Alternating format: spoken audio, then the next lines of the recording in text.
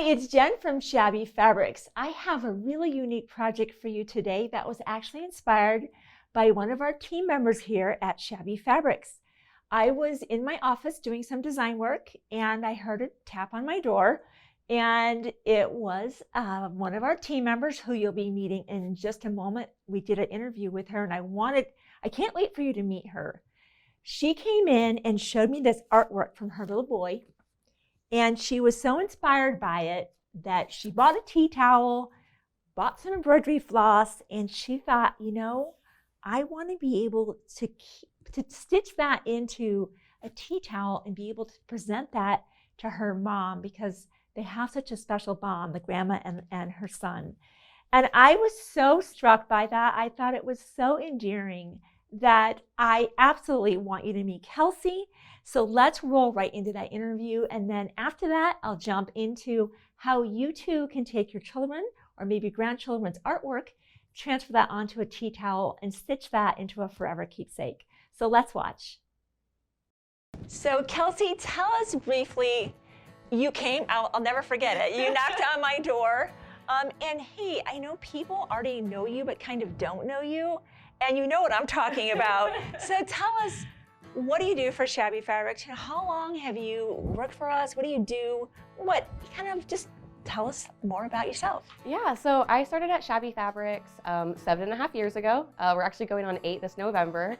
Yeah, it's been a long time. Amazing. When I first started out, I was actually doing order cutting, which, as you know, basically just means that I'm doing the cut yardage for online orders, gathering the patterns and things like that. And then about 1.5 years after working here, I had the opportunity of moving into the Block of the Month department, which I happily accepted. Yes. And around that time, I had actually found out that I was pregnant with my son, Oliver, who's the inspiration for this project. Aww. So what's this project? I know little Oliver, I remember you being pregnant and him just starting to grow up, and now he's how old now? He's 5. Okay, so now we're in this learning to read, maybe some early artwork. Yes. So, because, how did this come to be? Well, I would like to mention that the first word that he wrote besides his name was mom. Oh, so good. That's a smart boy. So it really started because I was really nervous to get into embroidery. I wanted to get into embroidery, but I had 0 experience. I felt like a lot of the patterns that I was finding, they had a lot of knots that I didn't know how to do. But I knew the hardest part is getting started. So one day I grabbed one of my towels, I found something that Oliver had written, and I started transferring it over. Wow. So this is just something that popped into your head. It just happened. And did you get classes in embroidery? Did you teach yourself? How did this come to be? Well, believe it or not, Jen, I watched a few of your videos. Right, we didn't previously record this. I did not pay Kelsie to say that. It was actually the, I think it was the C is for Christmas one. I don't know if you remember that. It was a long time ago. So I looked up that video, and I also had done some Googling, how many strands do I use? What's a backstitch? What is this? So fun. Yeah, I taught myself a few things and then just dove in. Okay, so as moms, we know our kids' artwork is some of our most treasured keepsakes. Especially it's like these hallmarks of time as they begin to grow. Yeah. So would you consider, do you have to have sewing experience? Do you have to have a lot of crafting and ability?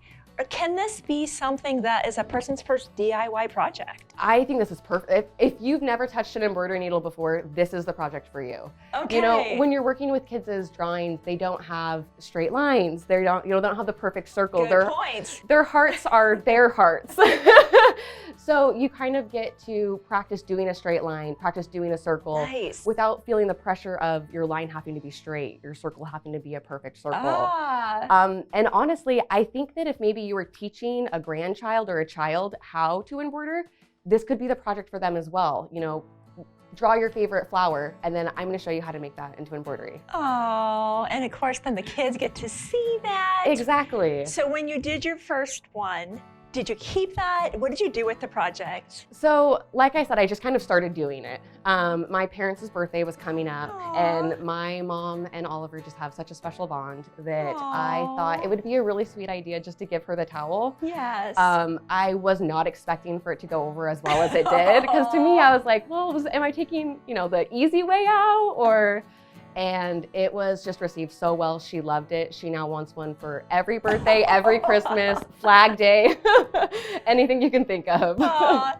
And you know, there's lots of projects. Obviously, you've done some early quilting. You know, it's been amazing how Kelsie, I've watched this happen over these years where she's just watched videos, maybe read, and started doing projects. I think you did Hometown Christmas. I did. And now, so what really geared you toward doing an embroidery project with his artwork? Well, one thing I like about embroidery, kind of contrary to sewing, is you can take it anywhere. You know, you're on a road trip, you're waiting in the doctor's office. I've literally had it sitting out on my kitchen table while I'm cooking, and I'll run over and throw a couple stitches in, run back to the kitchen to make sure nothing's burning. Yep. It's so versatile. You know, if you have like an old bag that you want to throw a cute little flower on or anything like that, the possibilities, it's really endless. I love that. So Kelsie, you know, you're a different generation than me. And you know, my generation of women, they learn how to sew. For your generation of women, many of you don't have learned those things in school, or maybe even have a parent that instructs you, shows you how to do that. So if you had a message for young women like yourself to try this and give them the confidence to go, what would you want to say to them? I would say just go for it. I think once you really find something that you want to do, Google it a couple times, just find something and then just practice with it. You know, just throwing in a couple stitches here and there, or learning how to cut a straight line, really. You know, it's just getting started, I think, and not being scared. It's okay to make mistakes. I still make mistakes, a lot of mistakes. Me too. But it's the part of having fun doing it. So don't take the fun away. Right. Have fun with it. Well, I am so grateful that you came to my door, because this is exactly what I want. I want to be able to share other people's inspiration with the whole world. And maybe the next time that Kelsie has an idea, I can talk her into being on the video with me. We'll see. So, all right, we're gonna jump right into the video, and I can show them what you've showed me of how you did the transfer. And then you too can make your own keepsake for yourself to keep, or maybe as a gift to give for that grandma or grandpa that would just love to have a piece of that artwork themselves. So thank you so much, Kelsie. Yes, thank you, Jen. So now that you've seen just how special something like that can make a big impact on giving, sharing your children or grandchildren's artwork. Of course, you want to keep the original, but to be able to stitch that into a forever keepsake is just amazing. So some basic supplies. So this may be completely new to you, so I don't want to skip over any step. So of course, you're going to need something to stitch that on. You could absolutely grab any piece of cloth. Kelsie chose a tea towel, and what makes that nice about a towel is if you're in a kitchen and you have that stove and that little handle, it's great to be able to just hang that over there and have that to look to display. Now, a lot of tea towels, let me show you what this one looks like, has a little loop here. So if you wanted to display that on point, you could. So you could even put your design potentially kind of in a corner. So I'm just going to throw out some ideas and let you run with it and do whatever works best for your kids' artwork and decide what you want to do. The other thing I'd love to encourage you to do is pre-wash this.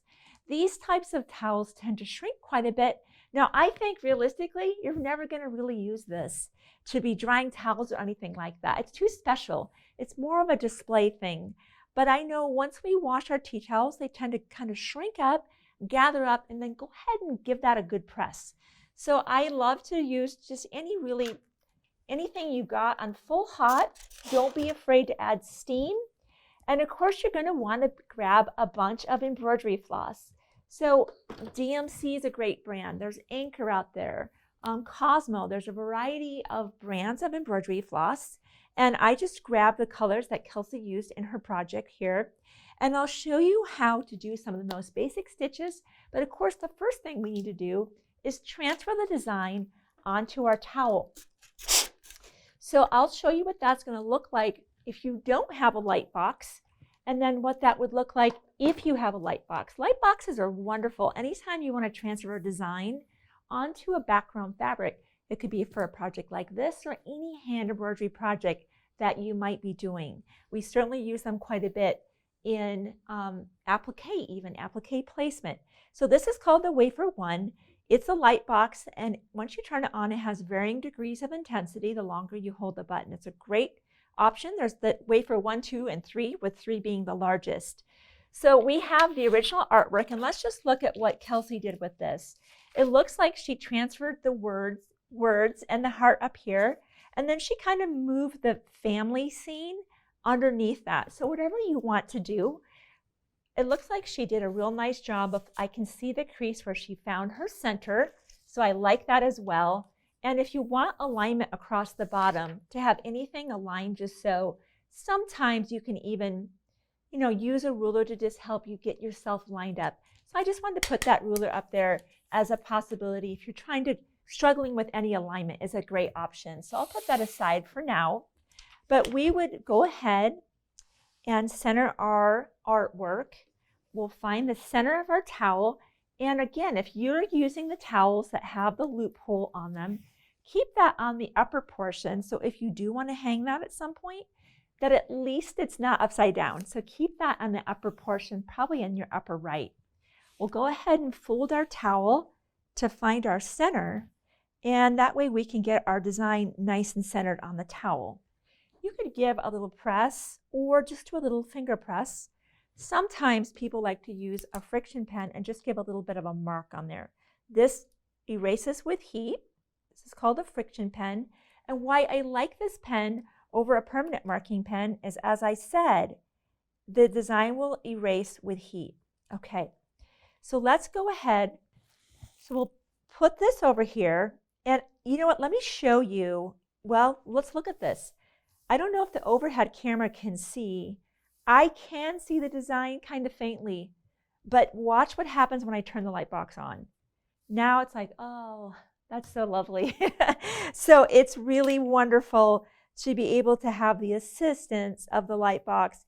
It certainly makes the project much more enjoyable, and the registration, I can get much more specific. Okay, decide on how high up you want the design to be and adjust as accordingly. And with our friction pen, we'll just begin to draw.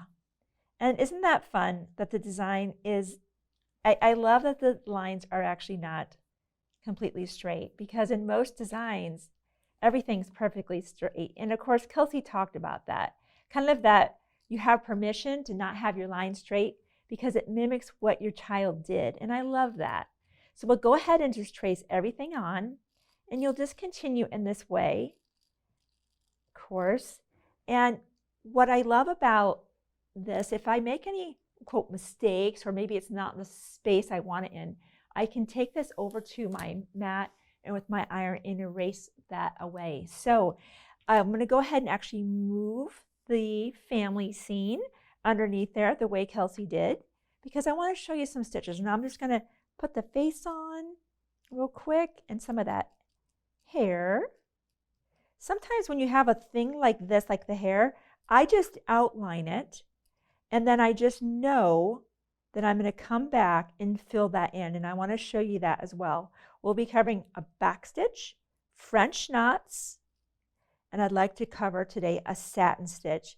And those are really the bulk of the stitches that you would likely be doing on any project like this. So I'll just quickly finish that up, and we're going to jump right into the stitching. Okay, so I feel like I've got enough for you to see. I want to throw something out there as an option for you. Kelsie, I asked her, I love her bravery. I just love that she just jumped in, right? I love that she was not afraid to try. And I want to encourage you as well to just try. And of course, I've been doing hand embroidery for a long time, so I've tried various techniques. One of the things I want to offer you as an opportunity is Kelsie did not use a hoop. Some people like to use a hoop, and I at least want to introduce it to you. This is a spring tension hoop, and these, you can buy these individual, but they're also available as sets. So if you think you're going to be doing some smaller projects all the way up to some larger projects, it may be an option for you. I want to throw it out there so that you can decide if that's something you want to give a try to. If you don't use a hoop, you need to be able to hold the tension as you're stitching. That's why some people like to use a hoop. So with a hoop, you would go ahead, we'll place that where you want it to be. And your whole idea is to try to maximize the area that you'll be able to stitch so that you don't have to move it very many times. You hold this in position as best that you can, flip this over. If you need to adjust, sometimes that happens, and I kind of take a little quick peek, make sure I'm lined up.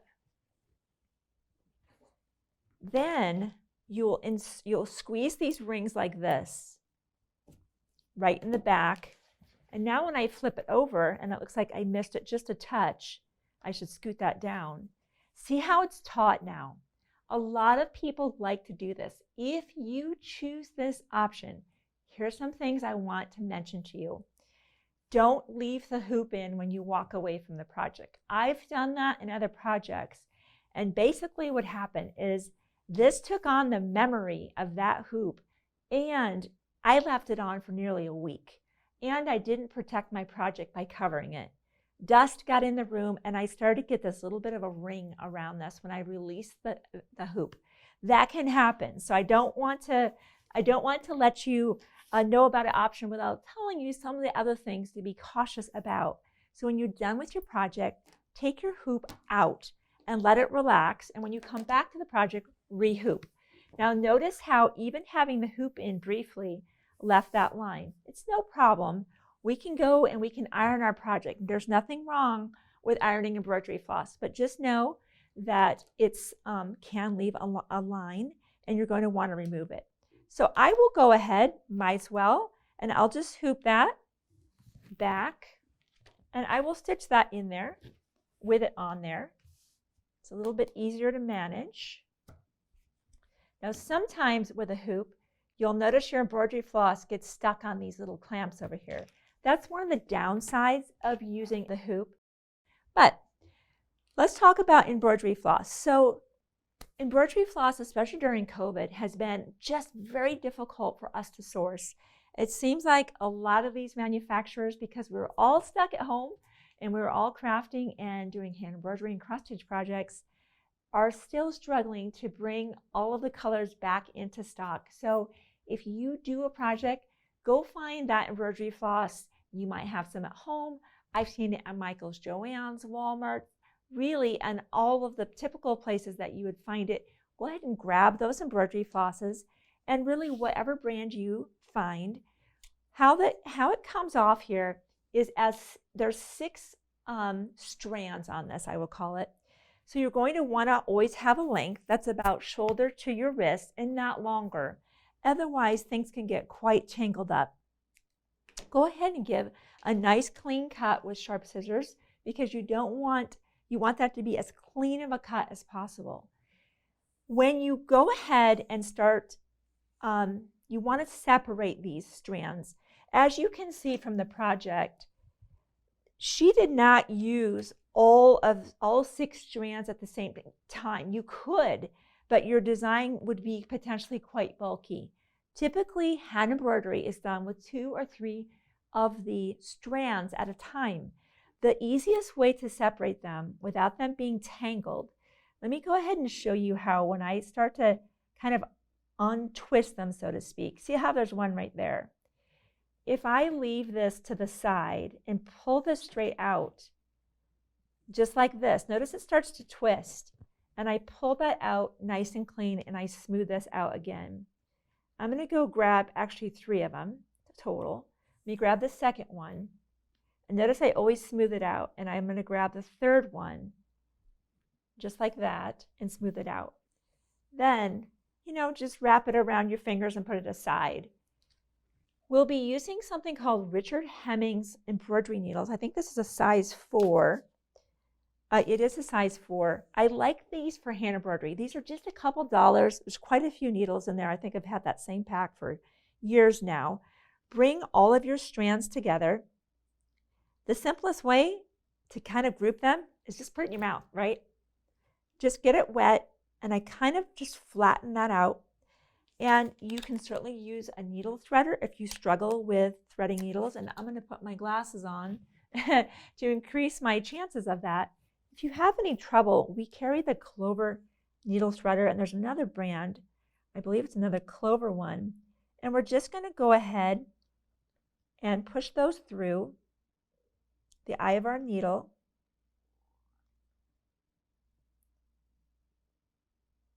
And if you get them really, really flat like this, notice I keep flattening them, you'll increase your chances of threading it without the assistance of a needle threader. And we'll go ahead and pull that through. And I like to leave a reasonable tail. That's probably a little bit long. Now, the easiest way to knot this is I'm going to take this end and I'm going to roll this in my fingers, just like this, around my index finger. And I'm just going to keep rolling this, just like that.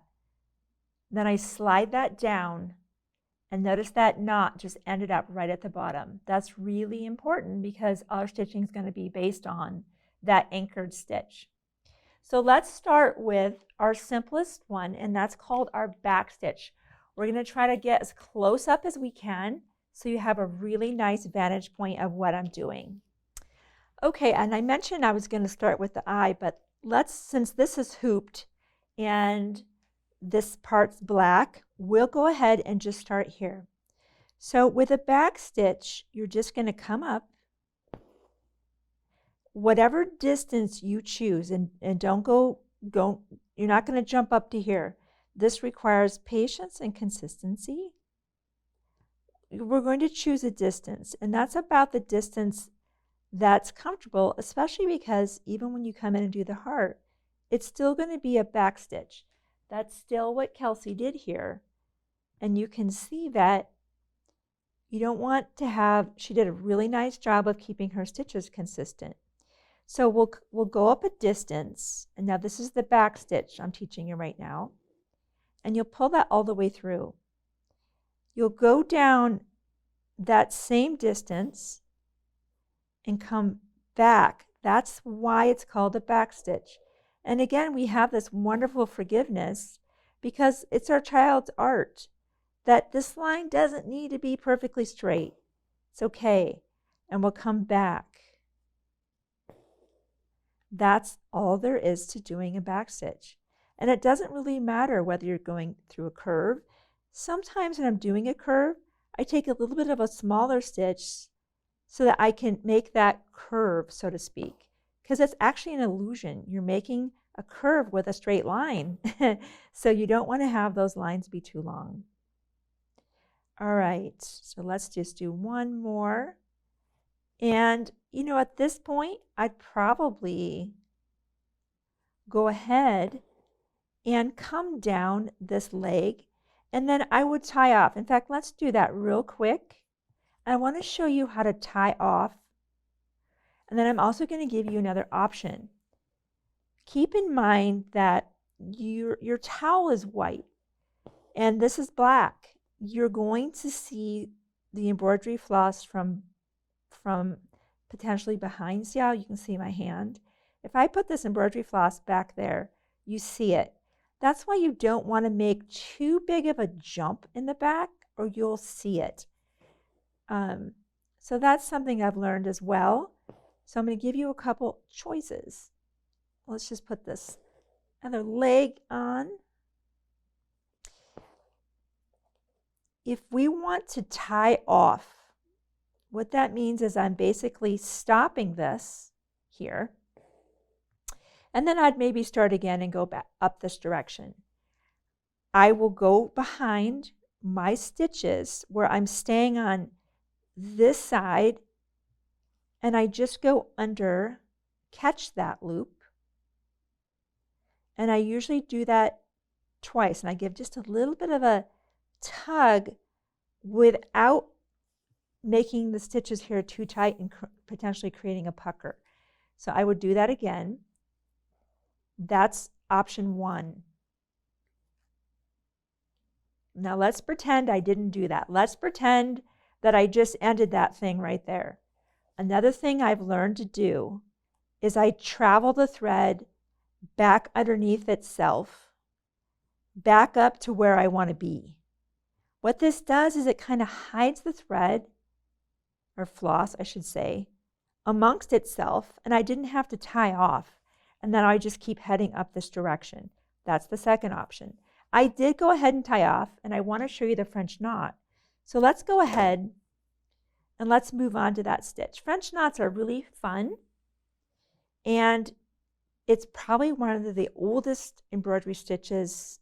I think backstitch, cross stitch, some of the oldest stitches. That's up here for the eyes. So, you know, you could do little X's if you wanted to, but if you want them to be circular, you come right up where that dot is, just like that.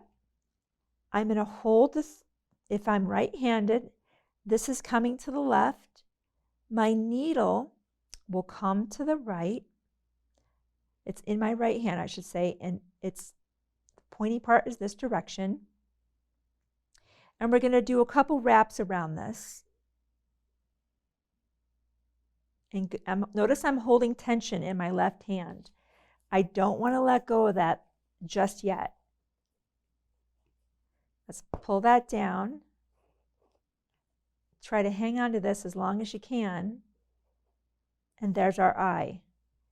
If you want that to be bulkier, you simply add more wraps. You can just keep going. Whatever you do, though, for the left, of course, you'd want to probably do that for the right. I think I did 3 there. Let's just put that in there to be sure here. I think my eyes are a little bit off, but that's kind of fun too, because I imagine the kids are drawing maybe different size eyes. Now, I would go ahead and just put the smile in and do all of that and then tie off. So I'm going to go ahead and tie off. I'm going to thread another needle, and I'm going to come back and let's talk about Satin Stitch. And I also want to show you a reference, a great book that if you want to learn even more stitches, it's a phenomenal reference. So let me get that out for you, and I'm going to get that other needle threaded, and I'll take you on to a satin stitch. So before I go on to the satin stitch, this book, Embroidery and Crazy Quilt Stitch Tool, I want to give this to you. I love it. It stands up like it's a recipe book, because it kind of is. And it's great because it also has left and right-handed stitching. My husband's left-handed. He has to do this adaptation every single time someone demonstrates something right-handed. So I love that this has so many amazing stitches, both for left and right-handed, with visual pictures inside, and it's just incredible. So I'm showing you some of the most basic stitches, but you could absolutely just stitch to your heart's content. You could be adding embellishments and all kinds of things. So that's a great reference if you want to take it to the next level. All right, satin stitch, again, that's included in here, but I'm going to show you that now. What I like about this is this stitch right here. And it's fun because, it gives it some more dimension. So one of the things that I've learned about satin stitching, and it looks like she brought purple in here, and this is brown, but let's just pretend we wanted to have all the hair purple. That's fun. One of the easiest ways to do satin stitching is you go in and you outline everything using the back stitch that we already learned. You outline the shape, because think about when we were kids and we were drawing things with, we were coloring things. When I was in kindergarten, I just colored. But as I got a little bit older and was coloring, I would first outline the shape and then color inside the lines. This is like that. So we'll go ahead and outline that with our back stitch so that we define the area that we want to be containing those long straight stitches. And I'll just kind of hop over to this little section over here, try to fill this in. I would completely outline that whole area. If we want all the hair to be purple, for example, that'd be cute too. But I'm just going to do a little area here just to save us time. Now, another way you could do it is not take the time to outline, and you're just now doing straight stitches. I do find the edge becomes a little bit, it's not even, but again, because this is a child's project and their line isn't necessarily straight, that's fine and it actually adds to the charm. But if you want to be able to take these hand embroidery skills to maybe a project that is more with straighter lines, maybe it's a hand embroidery project we've offered here at Shabby Fabrics, that's how I would suggest you do it. Notice if you're going to use a hoop, sometimes the hoop tension, you have to kind of re-tighten it. Now, once the area is defined, I come back with long, straight stitches now, and it doesn't really matter where you start. I tend to travel in the same direction, and Kelsie did that too. Notice how she kept going this direction. I'd recommend that. These are my boundaries. I'm now going to add stitching in between. So I'm going to fill back in over here. And I think the reason they call it satin stitching is once it's all finished and filled in, it kind of has a satiny appearance. That's just a theory. I don't know that that's true. I don't know if that's why they call it that. But you get the idea that you're basically filling it in. Some people like to use more strands of embroidery floss because it makes this process go faster. So that's another thing to think about, is not everything has to be 2 or 3 strands. You could maybe do 2 strands here, and for the satin stitch, do all 6 if you wanted to. I wouldn't recommend necessarily back stitching in all 6 because that could get quite bulky, but it's something to think about, and then you simply just keep filling in just like that all the way through. Super fun, and like Kelsie said, just dive in, give it a try, and you know, isn't that fun? We just kind of keep filling in with whatever colors we want. Maybe we make that purple and this one brown, whatever we want to do. Same thing to tie off. We've got lots to tie off underneath here because the satin stitch is quite dense, and we'll just fill off, do 2 knots as we tie off, just like that. And then we'll just give a little bit of a snip, and then we'll just continue on until our project or this area is complete. And then we simply take our hoop out, and then we're going to move that into our areas, or maybe not use a hoop at all. So if you do choose to not hoop, basically, and I'll just show you here up close, what I tend to do is with my hands, I just try to hold this area taut. It's not as easy. It's one more thing I'm dealing with. So that the hoop is a help, but if I've done plenty of projects without the hoop, you're just going to do the same processes I told you, and you're just trying to kind of create the tension with your fingers and do the stitching. So I love it when we can take those things, our refrigerators. I remember when my kids were little, my refrigerator was almost camouflaged. There was artwork everywhere, and each piece was near and dear to my heart, and it now lives in this little box in our keepsake area of our home with all of our photos and things like that. But I love that Kelsie had this idea of being able to share that. We get to keep the original, transfer this design to a tea towel, and gift that to someone who would appreciate getting to share in our beautiful artwork that our kids have created, because it's truly a once-in-a-lifetime keepsake. So thanks for letting me share the process that Kelsie showed me, learning some basic stitches. And hey, if you want to take it to the next level, be sure to grab the Embroidery and Crazy Stitch quilt book and subscribe to our YouTube channel, and that way you never miss out on new projects. I'll see you soon.